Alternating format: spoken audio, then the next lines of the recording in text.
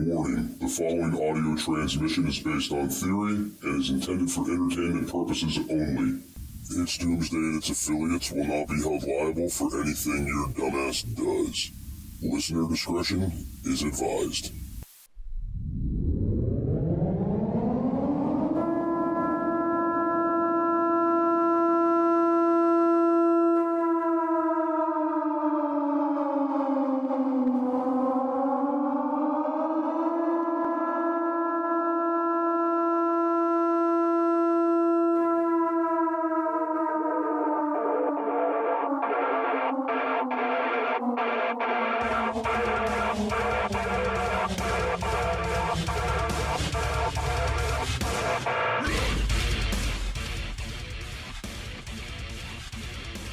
Welcome, everybody, to It's Doomsday Podcast. Today is July 31st, 2022. Time is 18:06, and joining me, as always, is Big Daddy Al. What's up, Al? Hey, man, I was just out in the garden. It's been raining here for like 2 days. I am so happy. My little garden is just coming right up out of the ground. It's beautiful, all kind of things. I'm a happy camper today. That is awesome. You know, we've actually, we've been getting rain every day here. It's been, every day we've been getting hit with thunderstorms. I don't remember this happening last summer like this, but we were getting an abundance of rain. And it's driving me wild because I did not get my rain collection system set up yet. Yep. I've got so many parts to it, and my gutters are up now, and I'm just like, damn it, I'm not done with it yet. I could be getting all this rain water. Well, we've been on a 7 weeks with one little rain in 7 weeks, and temperatures in the hundreds, at least in the mid 90s to middle hundreds, and heat index much higher than that for about 4 or 5 weeks. So for us to have temperatures 25 degrees cooler and rain the last 2 days, it's like an amusement park. I mean, people are so happy here, it's not even funny. The farmers, they're dancing in the fields out here. So that's awesome. So there is something I do want to get into since you brought up the gardening. And those of you guys that listen to the show all the time, you know we tend to go over the same things again and again, or we tend to reiterate. But you guys got to understand, the way these episodes get downloaded, it could be 500 downloads an episode, or it could be in the 3,000, 4,000 mark, right? You never know. So we don't know who's getting the information twice. So I think, Al, since you brought up gardening, I think the first thing we should start with this concealment of preps is maybe the hidden gardens. We've talked about it before, but we should talk about it again. I love the idea. The hidden garden. Well, first of all, having a garden is that's the bedrock of being a good prepper homesteader anyway.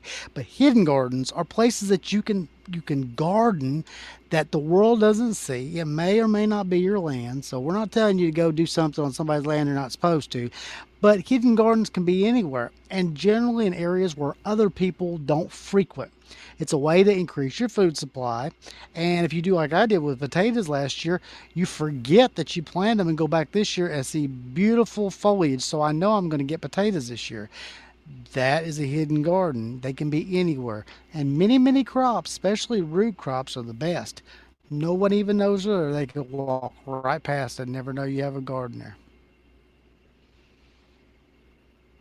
Exactly. Have you ever done that, just right off the cusp, Yeah. So right off the cut, though, what I'm thinking is when we talk about these hidden gardens, guys, think carrots, potatoes, onions, radish, like these specific root vegetables that are beets, radishes, onions, turnips, beets, ramps, yes, lettuce, spinach. There's a ton.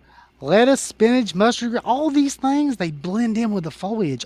If you know it's there and nobody else knows it, they're going to walk right past. Especially now, somebody that's used to the woods, they might notice it. Or somebody who's used to being able to identify certain fauna, they'll be able to identify. But most people will walk right past. You could have a huge garden and people just walk right past and keep on going, never touch it. So, okay, I love the idea of the hidden gardens. I think they're great. If you guys want to know more information about this, definitely get online and look up what some other people are doing. But right, we should have probably started the episode with, why is it important to hide your stuff? Why is it? Because somebody's going to take it. Somebody's going to try to take it. Whether they take it being mean or they take it because it's available and they might need the resource. I like to think that people take things sometimes not necessarily because they're trying to take it from you. They just see it, they need it, and they obtain it for their own use. It happens all the time. People don't necessarily always steal something, they just might take it. So if you have things that you've built up, your preps, and this doesn't matter, this is not just talking about food, folks. This is food, water, shelter, defense, anything that's in your prepper arsenal that you might have, you need to hide, because if it's important to you, it's going to be important to them too. They're going to need it too, just as bad as you are. I 100% agree with that. I mean, the other thing I'd like to point out too, like when I think, so we were just in a live. I was just in a TikTok live with Safe Prep. We all, if you guys are, following us from TikTok, this, that, the other, I'm pretty sure you know who Safe Prep is. There was, right as I was about to come into here, right as I started the show, there was a comment in his live about how some person's prep is just to buy guns and ammo and take other people's shit. Yeah. Right? So the wolf, the lone wolf, the werewolf yes. Effect, yeah. Yeah, so the werewolf preppers are something you guys definitely need to watch out for. And I mean, like, let's be honest here. These guys are going to get met with force pretty quick. Yep. And I think their whole theory is just going to go right out the window really, really quick. Because, these guys don't have maps where people live. They're just hoping, well, I'm going to stroll down the road with my gun and I'm going to find someone who's got a generator going, and I'm going to know they're going to have stuff, right, and I'm going to go in there. If you don't think people have already thought about that, I mean, the thing about a prepper is, you think for everything, you prepare for everything. If you don't think that base is already covered and you want to find out, by all means, come on over. Well, Jester, there's like 3 schools of thought when it comes to this hiding your preps and things like that.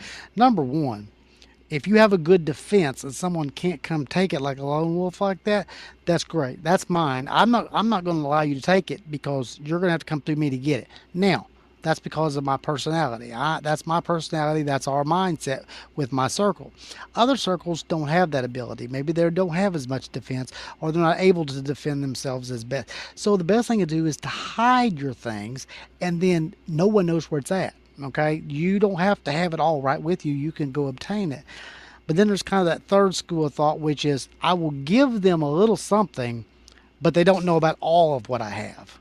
So you kind of got to follow a school of thought here. Can you protect and secure your things?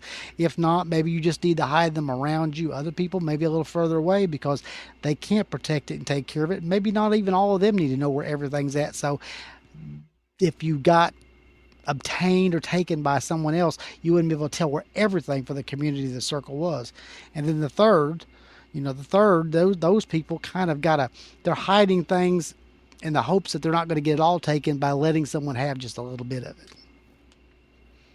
Right, there's that. And then, one of the big factors is, guys, just if you don't know what martial law is, I'm not going to get into the ins and outs of it, but under martial law, the government could take in and seize whatever they want from you. Anything. Okay, so this is one thing I always tell people. They say, how do you protect against that? It's a very difficult thing. You have to hide stuff. You have to hide stuff very, very well to where they're not going to find it. But one of my big suggestions for people is do a lot of fruit trees, do a lot of plants that are edibles and bear fruits. I mean, I highly doubt the government's going to show up with a chainsaw and cut down your apple trees. They might pick the apples that are on there, but, I don't think they're going to take out the trees. You know what I mean? Yep. Being able to forage from around your own area. Yeah.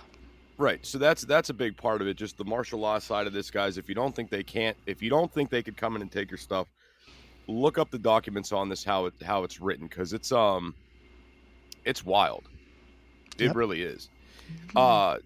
To continue into this, though, Al, I think we should talk about places you absolutely do not want to hide your stuff. First. High traffic areas.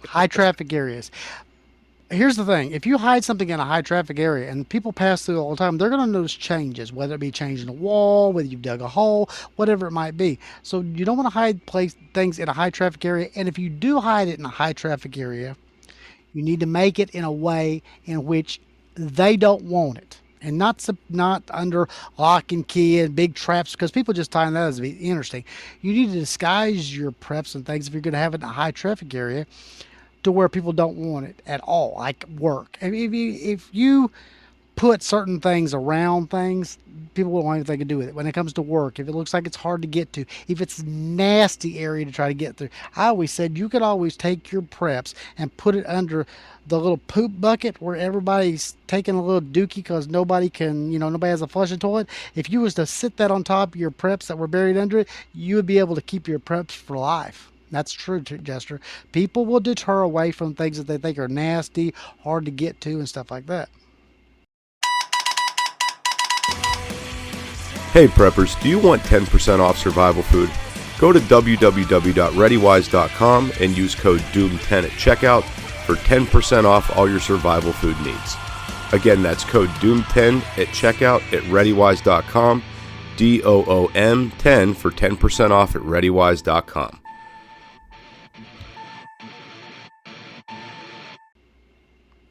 So I completely agree with you 100%. So I've got a few places just on my mind that are just generally bad, right? Yep. So first thing is, I know a lot of us have that idea of we want to have things in our vehicles in case we need to get the hell out, right? Bad idea. And that's I mean, we talk about having, get home bags in your vehicles, things like this, and you absolutely should. Don't put all your shit in your vehicle, because if that vehicle gets taken, burnt, stolen, someone breaks into it, there goes everything you have. Don't rely on having everything in your vehicle at all. Not to mention the temperature fluctuations within a vehicle are going to make food spoil. It's going to make things get nasty, water go bad quicker. Right. So just avoid that. And that brings me into the attic. I know everybody thinks the attic is the best place to store stuff. It's hidden away. It's limited access. You can hide stuff in the insulation, et cetera, et cetera. That's great for certain things. But for other things, it's really, really bad, specifically food items, right? Yep.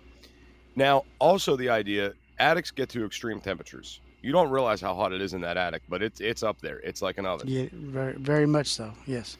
So even hiding things up there as simple as bars of soap, deodorants, things like that, those things are going to melt.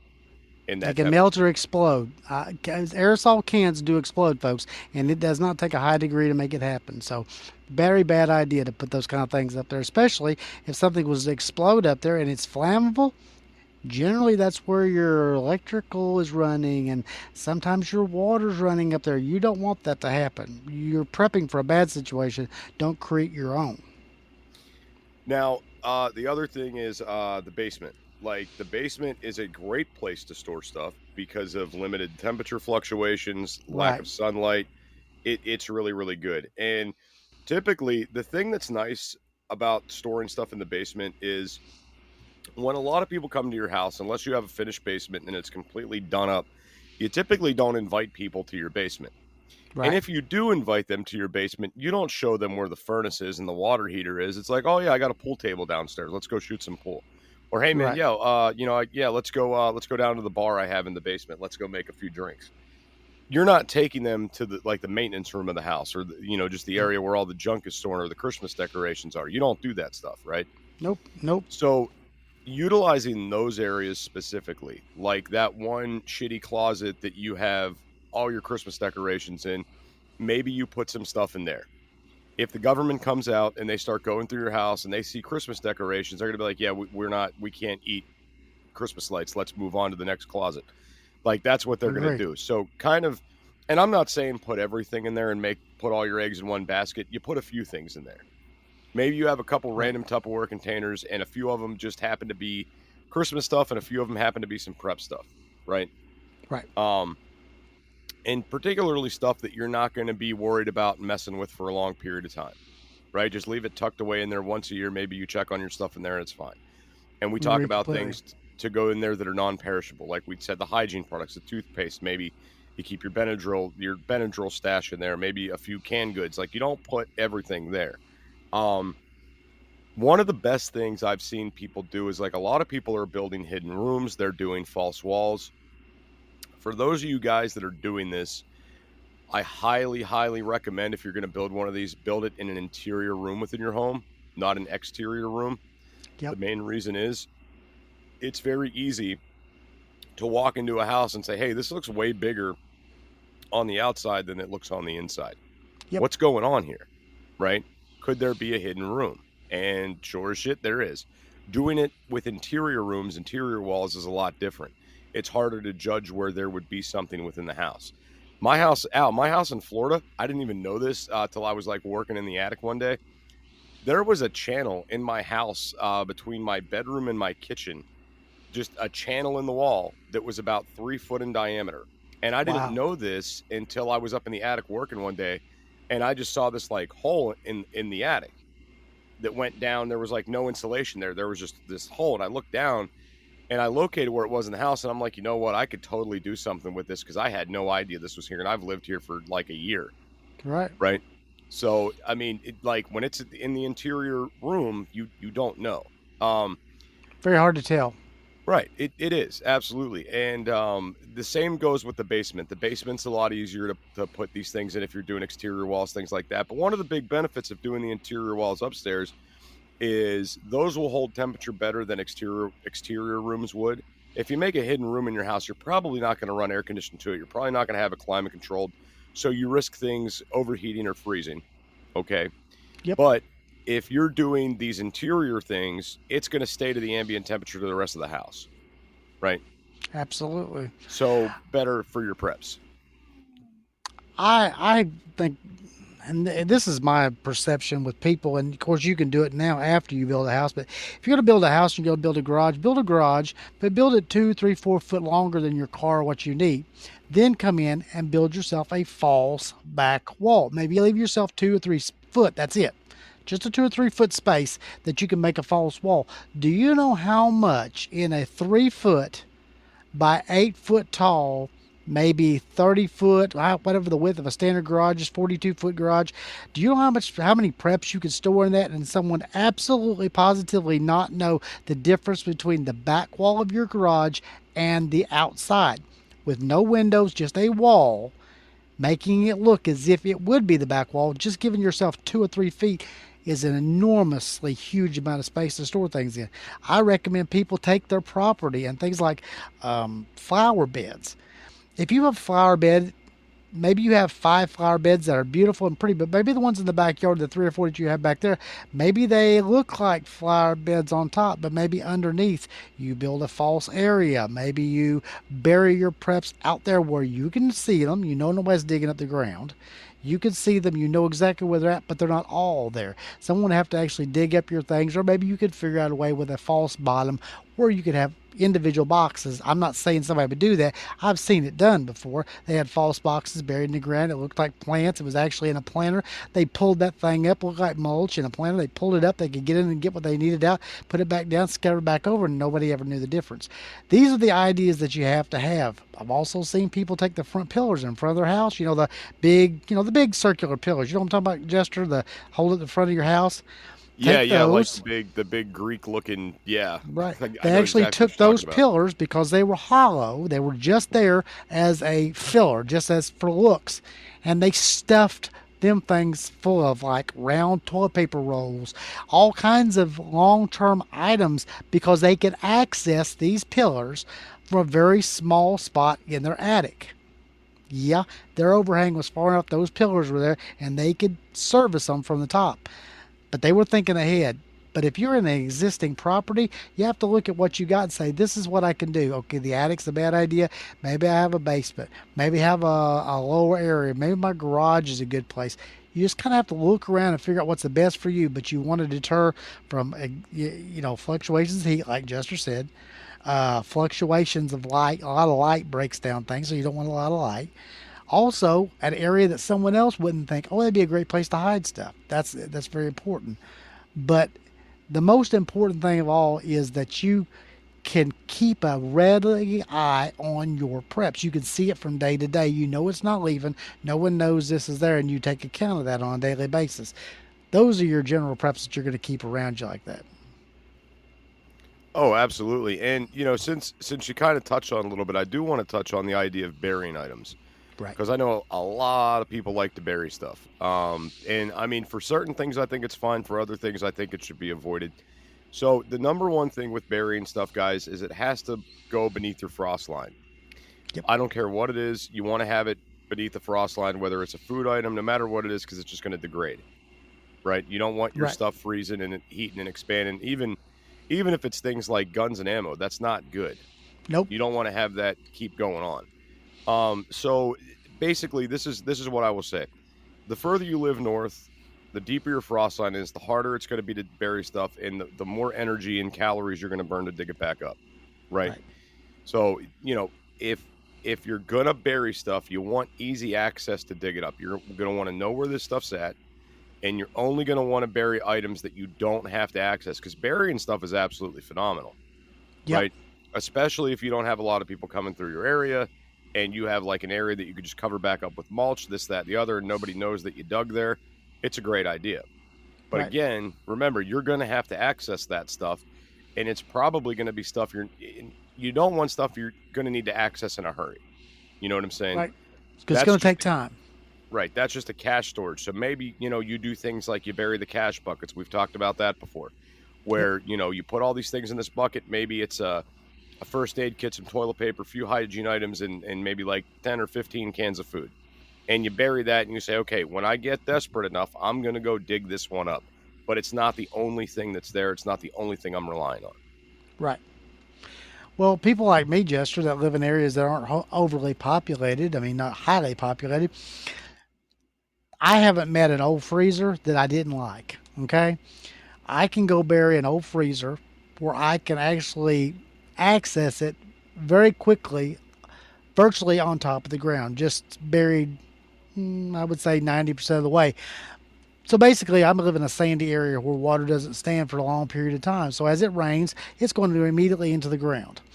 I've had stashes, or I've seen stashes before of old freezers that people could access very quickly, that they could get items that they needed on a short-term notice.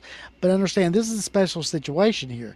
This is not a situation most people go through, because we live in an area where no one basically travels. No one's going to walk across this piece of ground probably for 5-10 years. And I kind of got it that way where I live at. Most people don't. So if you're going to bury something, understand that you're not going to be able to get it quickly. Make it the items that, like Jester was saying, the cash buckets, the buckets that you have to have if something bad happens and you start running low on supplies or whatever. But it's not something you can go to every single day, because the more time people see you go to that area and dig it up, well, you're not going to have it for very long. Oh, absolutely. And, it takes me back to the idea of one thing nobody has anymore that used to be something everybody had, was a root cellar, right? Yep. Root cellars are typically something not noticeable on a piece of property. It's typically hidden out of the way, buried in a hillside somewhere. It's not immediately right up against your home. Okay. Yep. So if you have this idea, you know what, I've been thinking about putting a root cellar in. A root cellar is a great idea. They're not common anymore. People aren't looking for those things.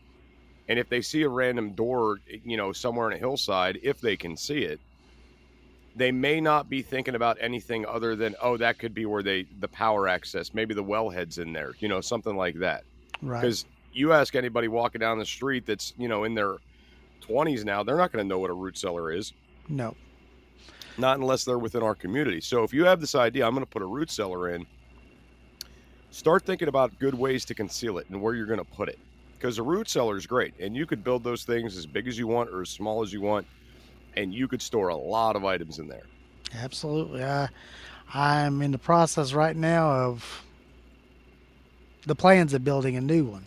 So I want it to be right, but I don't want to bury it completely. I want to have it about 2/3 of the way. So I'm actually going to build dirt, and we live in a sandy area, so it drains very quickly. Sand over the top of it, sort of like a small little hill, something like that, so it's not completely in the ground. But that's kind of an experiment with that idea myself. But the root cellars are absolutely great. They stay pretty much at a short range of temperature. You can store a lot of things in there, like your canned goods. Most back in the couple generations ago, everybody had a root cellar, and that's where they stored all their canned goods and things like that. They didn't keep it in the house. They'd go to the root cellar to get their potatoes or whatever they had canned, once their cupboard was full. So root cellar is a wonderful idea. I'm working on doing myself. I tell you how good an idea it is. Exactly. So one thing I'd like to talk about too is the chaotic mess theory. Yeah. So there is like, I'm not one of these guys that say, hey, just go make your life hell and make everything messy and chaotic. But there is a thought that if somebody's a marauder, or if it's the government, that they're going to spend a limited amount of time on your property. They're not going to waste 3 days there searching through stuff, trying to locate everything you have. Right. They're going to come through. They're going to do a sweep. If they find things that pique their interest, they're going to put a little bit more time in. If they don't find what they're looking for right off the bat, or if it's too much than it's worth, they're just going to move on. Yep.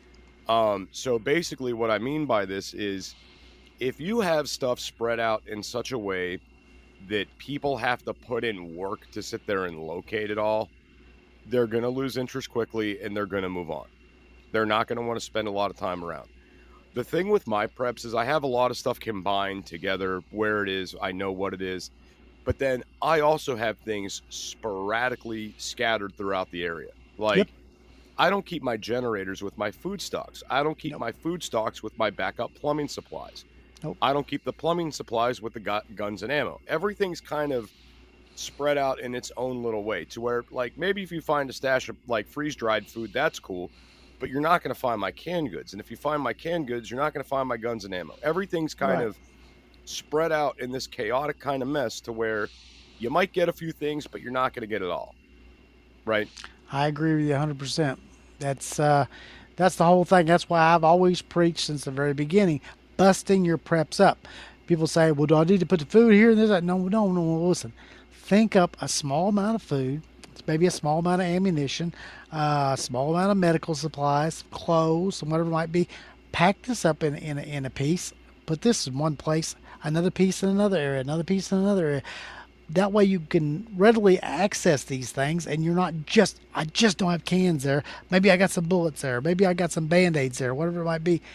That way it's not all in one spot. If somebody comes in, they don't get all your food supplies. They might get a little of something, but they don't get it all.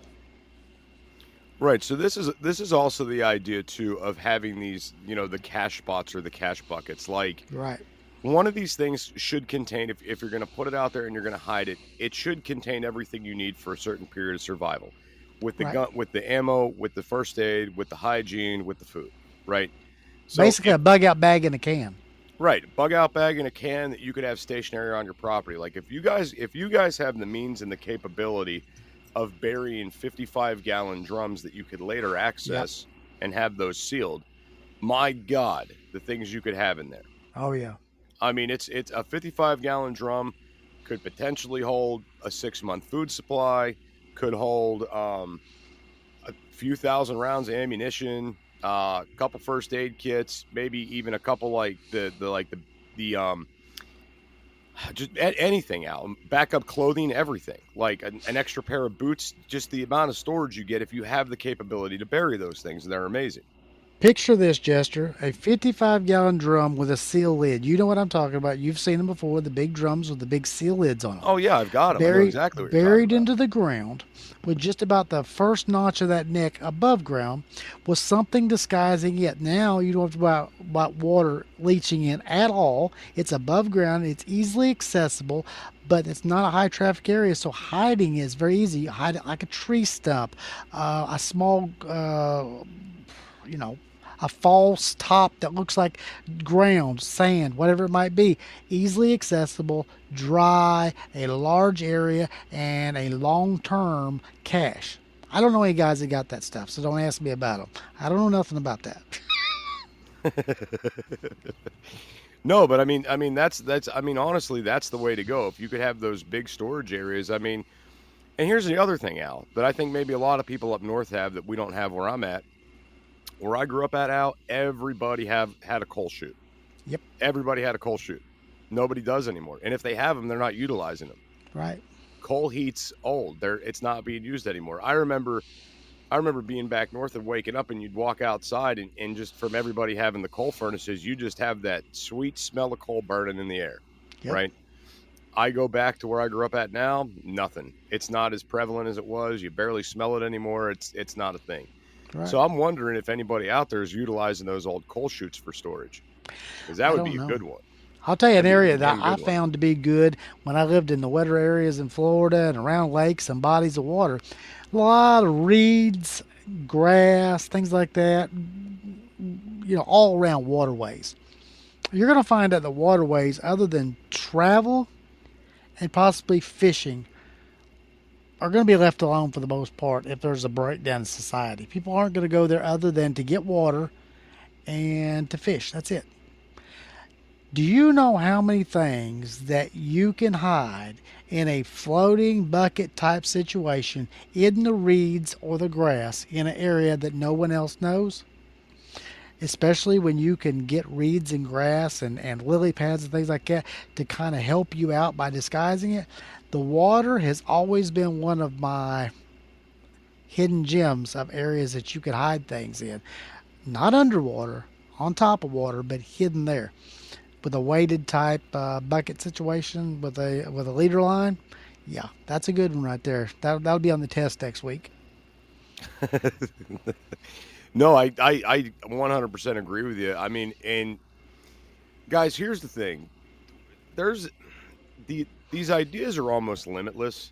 Yep. I see a lot of people doing they do the hidden safes within the walls. They do hidden rooms. They do staircases that lift up. They do the dresser drawers that have the false bottom where they store things in. I mean, here's the thing. When you're in the heat of the moment, when someone's in the heat of the moment, they're coming through and they're searching for these things. This, for some people, this is like James Bond type shit. Yep. They're not going to think about these things in the average home. And if your home's not that fancy, not that fixed up, not like a big multi-million-dollar home, they're not going to expect you to invest money into these hidden areas or these hidden items or these different kind of wall safes or anything else, right? It's just not something that you would think about. So Right. just the idea of, hey, like let's say you've got a coffee table with a hidden compartment in it. That might be where you want to stash, your ammo in case they show up and take your ammo. Or maybe Right. you stash another handgun in there. Right. I mean, food, water, definitely important. Defenses and security and being able to protect yourself is definitely high on the list. Hey preppers, do you want 10% off survival food? Go to www.readywise.com and use code DOOM10 at checkout for 10% off all your survival food needs. Again, that's code DOOM10 at checkout at readywise.com, DOOM10 for 10% off at readywise.com. Yep. So What about your important papers? Well, yeah, there's also papers. that stuff too, yeah. Communications. There's all kinds of things that you might not want to fall. I mean, if they got a really cheap cheap set of crappy walkie-talkies from you, and they feel like they really did something, we got to get here, we leave. But you had all your real good stuff hid back, you'd feel much better. Um, you know, I'm not saying give something to somebody, but every once in a while there might be a situation where if you let them get a little something, they may go on. They may be tired with the search. But if you put something out that's just like a fish with a lure, if you put something out that's a lure and it leads them to start digging, they're going to continue if they find things to continue digging. So you want them to go away immediately or just pass right over the top of you like you don't even exist. That's the best thing to do. Oh, absolutely. And here's the other thing too. Guys, you really got to think about areas that you don't travel around your property or around your Right. house. Think about areas you typically don't go toward or you don't use. Like, do you use the back door of your house? Is that a thing that I use, or do I only use the front door? Yep. How often do I go out down the exterior basement steps? Oh, I never go down those steps. You know what? You could seal that off, bury it to where those steps don't even look like they're there anymore, Right. and then utilize that interior door to hide stuff in there. Absolutely. Just think about, like, what can I eliminate? What am I not using? How can I transform something into making it a great stash area to hide stuff? Yep. I mean, Jester, I saw something one time. I can't say how I saw it, but I saw a guy in a mechanic's shop who had a secret stash in there. I'm not kidding you. I don't know what he spent on it to do it, and I bet a bunch of people don't know about it, but I saw it. But he literally moved an entire wall, and what he had behind there was significant. And I think I'm one of about a dozen people on the planet that ever saw it, but it was the neatest thing I ever seen. But he was thinking way ahead now, way ahead.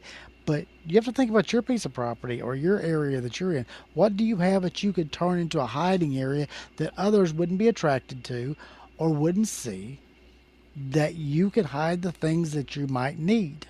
Whether it's your important papers or a stash or whatever it might be. You have to let your mind free. And we can't do the work for you because we don't know where you live. We don't know what your situation is or what the traffic in your area is. You have to open up your mind and you have to think. It's getting to the time now where you're going to have to use your instincts and your skills to survive.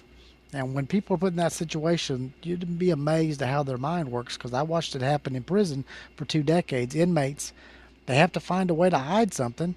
They come up with all kinds of ways because they were in the need situation. So being in a need situation, your mind starts thinking towards that way.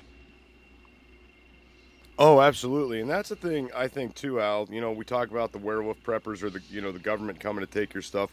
They're going to get better as time goes on finding these things. Like when they start realizing, oh, people were hiding stuff in mattresses or hey, people have been hollowing out like, the pillars in front of their house like you mentioned earlier. Once they get a read on that and they get, oh, hey, man, we know that this is like a typical thing people are doing now. Let's look there. Al, what was funny is this was a thing where I grew up at. It seemed like the old 100-year-old houses in the area, all my friends' parents' houses had that one door in the house that was padlocked, right? Yep. And you knew what it was. You knew that there was guns in there, right? Yep. Because back then, safes were expensive. Not everybody had one, right? But everybody could go out and buy a padlock and padlock that room. That's just what they did. So what's interesting is so many houses I've been in that had these padlocks growing up. Do you know I've never seen the interior of one of those rooms? I couldn't tell you the layout. I couldn't tell you what was in there. I have no idea. Yep. I don't even know what window in that house got into that room, if there was one. Yep. So it was very interesting because I think about that now thinking like it didn't seem like much of a deterrent at the time. You could rip that right off, but you don't know what you're going in there for. So absolutely. The idea that simply, hey, let's not show anybody what's in this one area of the house. Let's not go into this one room. Let's just not do it. Don't let people be invasive. Right. Keep some things private, guys. That's all I'm saying. Keep some things private. Not you know what I do, needs Jester? to know everything you're doing. Nobody comes to my piece of property without being met with a gun. And I'm not saying I pull a gun on everybody that comes to the piece of property, but you're never met on this piece of property without someone armed being there. Just that knowledge deters a lot of people that have no business coming by your house doing so. Just that one thing. If you go to your front door and people know you're always armed when you come to your front door, people that mean you harm will think twice about doing it because it gets out. People understand, hey man, that guy's always got a gun when he goes door to door. He's not a mean guy, but that kind of knowledge gets around to other people. It's a deterrent too. Oh no, it absolutely is. And I've been periodically muting my mic because I'm like hearing all this thunder. Okay. We're about to get a wicked storm here. Really? So if all of a sudden the show cuts out, it's the weather here, man. Like we're about to get hammered. It's been every day here. Oh man, I hate that. But we've just been dry for so long. We just felt like we were going through the sunstorm because it was beating us down, breaking us. People's air conditioners were going out just left and right because they just couldn't put up for as many days as hot as it was at nighttime. And the daytime, people's stuff's just giving out. But folks, I guess the biggest thing what I can say about me personally when it comes to hiding things and being able to hold in your preps and conceal them is make things unattractive to other people. Then they won't have a chance to go and dig and look. Make it plain, make it obscure. Then if they don't look for it, they keep on going. But if you give them something to go for, if they're hungry and they see a small pantry full of food, they're going to think there's a bigger one right here, and they're going to keep digging. So you have to think about what you have available in your area. I don't know where you live, and I don't know your situation. Maybe you rent, maybe you're in a townhouse or an apartment or whatever. So hiding your preps has to be really important now because there's a lot of people around. Just make them unattractive. Find areas that you could use that are readily accessible. And if you have a nearby area that's not as trafficked, but you can hide things there, even if it's not yours, you stand at risk of it getting taken one day. But if you can hide things there, that is one cache site for you. Also, remember the idea too, guys. If you have a bug out location, you're going to want a lot of your stuff to be there too. Right. And if it's a bug out location, you can't ensure the kind of security you could within your own home. Right. So if you have a bug out location, guys, get very, very creative with that. Yep. And always have a way to get to your bug out location, because if you're going to pick up 3 or 4 of your stashes that you have going to your bug out location, you need to make sure you have them on a route that you'll be traveling, a way that you'll be traveling. How long is it going to take me to retrieve these things? As we talk about hiding and concealing your preps, you have to think about how long does it take for me to get to that, to actually get my hands on it, and then get back to wherever I'm going to. If it takes 3 days to get to it, it's not really something that is readily available. So plan your things in your immediate area. Somewhere it's easily accessible. If it's in your home or just in a short period of distance where you can walk to get, that's great. But I come from the school of Jester. I live in the country, so it's very hard for me to talk for people in the city. I've lived in the city a little bit, but you kind of know a little bit more about that living in smaller areas than I do, but it's not really my strong point, I ain't gonna lie. I mean, see, I never had. I mean, here's the thing, too, guys. We could get into deterrent measures for this stuff, but that's like a whole nother hour of topic. So right. I'm not gonna do that. But simple deterrents on your house, simple deterrents in your bug out area are going to be things that will help you. Like, say, if you're burying stuff outside of your bug out cabin, simply planting a bunch of rose bushes there that are all thorny that people aren't going to want to mess with to dig through to see if anything's buried in the flower garden. Right. That's potentially going to help you. You guys get the idea. Things like that. But me knowing you, Jester, that'd be the first place I'd go. You know what I'm saying? So you understand, if people know that you're a prepper or you're like that, and they see rose bushes up, they're going to think that's where he's got his stuff. So you better know who you're dealing with and who knows you and knows your location and knows what you have.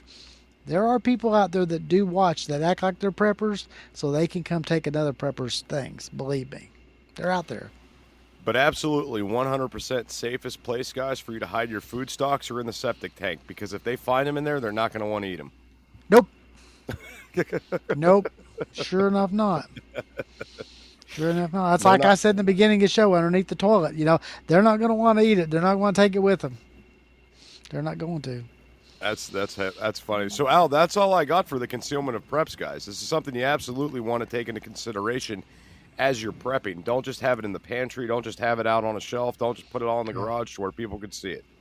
Right. I say this. If you leave it out where everybody can see it, just put a big neon sign in front of your house that says, during the apocalypse, this will be a great place to eat, dine, and sleep. Okay? Just do that now, because that's exactly, if you leave it out, that's what people are going to do. They're going to come take it in the apocalypse.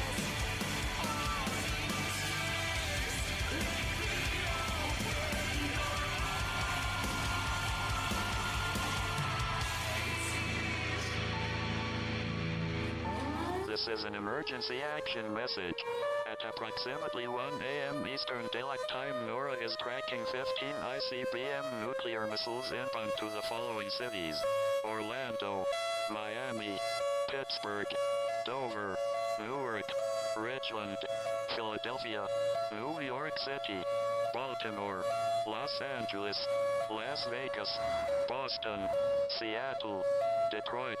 This is an extremely deadly situation. Stay tuned. The next emergency message will be a presidential address.